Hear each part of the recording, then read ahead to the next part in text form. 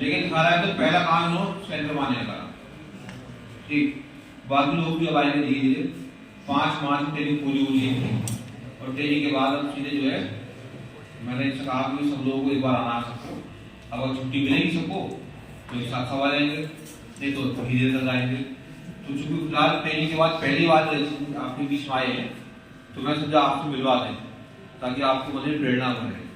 नहीं तो इनका नाम है रजीत मिश्रा जी।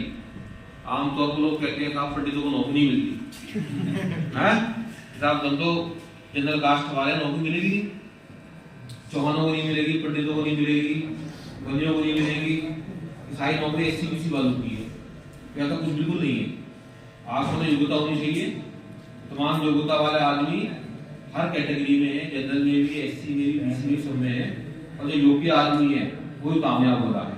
तमाम लोग एससी के भी एससी जो बेकार पड़े हैं बेचारे, उनको नौकरी नहीं मिल रही है ना। तो इसमें जाति का कोई मानक नहीं है। आपके अंदर योग्यता है वो कहीं भी दिख सकती है, और योग्यता के साथ साथ दूसरी चीज आपके अंदर क्या होनी चाहिए, सही मार्गदर्शन। तमाम लोग दुनिया में योग्य भी है।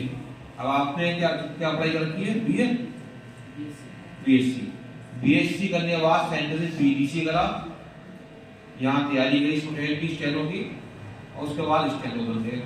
अब इनसे कहीं ज्यादा होशियार लोग उन्होंने एमएससी करी होगी, बीटेक करा होगा, कुछ लोगों ने एमसीए करा होगा। अब वो अभी भी खाली घूम रहे होंगे, नहीं घूम रहे होंगे। तमाम उदाहरण ऐसे हैं समाज में, वो कोई 8,000 नौकरी कर रहा होगा, 10,000 नौकरी कर रहा होगा, तो ऐसा नहीं उनसे कम हो योग्य थे। कुछ लोग उनसे ज्यादा योग्य भी हो सकते हैं, लेकिन सही दिशा में जो प्रयास करेगा, वो सही दिशा में काम करेगा, वो इस तरह कामयाब होकर आपके सामने आएगा, ठीक। तो इसलिए मैंने इनको आपके सामने बुलाया कि पिछले बैच के ये हैं। तो पहले तो कुछ ही बताएगा आपको, क्योंकि जब विदाई पार्टी हुई थी तब तो शायद इतना बड़ा प्रोग्राम था, सब नहीं बता पाए थे। तो मैं इनसे चाहूंगा कि 2 मिनट बच्चों को बताएं कि आप तैयारी कैसे करें, ये तैयारी कैसे करें।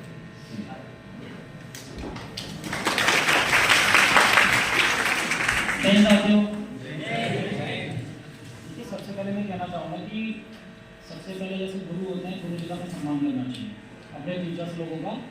और जो सर पढ़ा रहे हैं, मान लीजिए एमपी सर पढ़ा रहे हैं, स्टूडेंट पढ़ा रहे हैं, कोई भी टीचर है सर पढ़ा रहे हैं, और जो टीचर है उसका बार बार रिविजन करो आप। और 10 किताबों से अच्छा है कि आप एक किताब को 10 बार पढ़ो, ये मेरा मानना है। तो जितना कोचिंग में पढ़ाया जा रहा है उसका रिविजन सबसे पहले करो।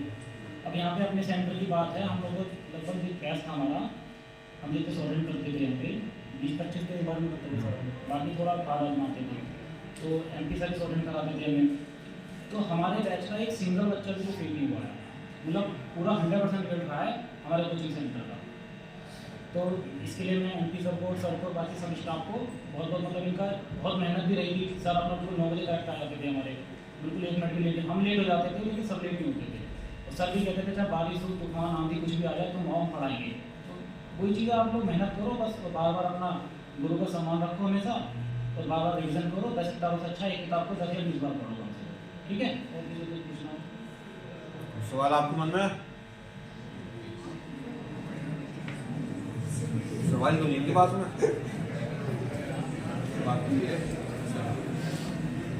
Thank you.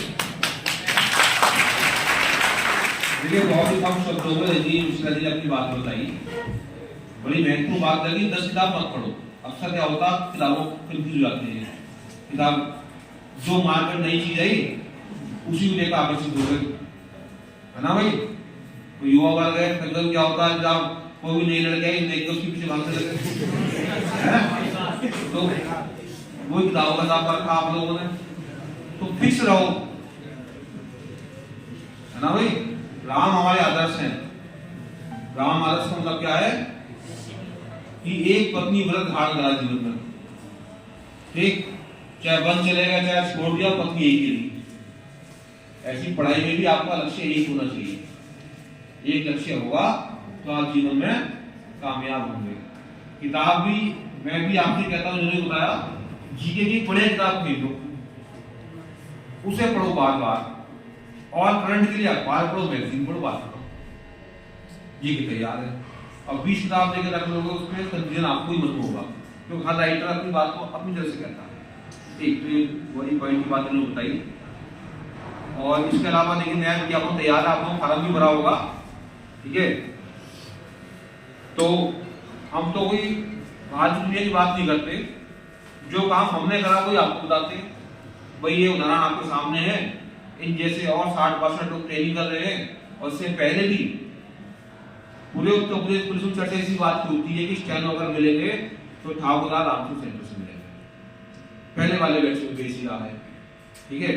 ये भी इसमें अब अगला नंबर आपका बारी आपकी है कि आप हमारी सम्मान बना के रखते हो, अजी रखते हो, है ना, करना कुछ नहीं है, फार्म आपको भर दिया है, अब आपको नियमित रूप से तैयारी करनी चाहिए,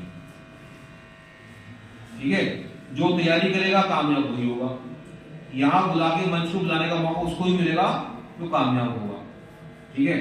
फिर उसमें आपको बोलना आता हो या ना आता हो ये मायने नहीं रखता, मायने सिर्फ ये रखता है कि आप कामयाब हैं।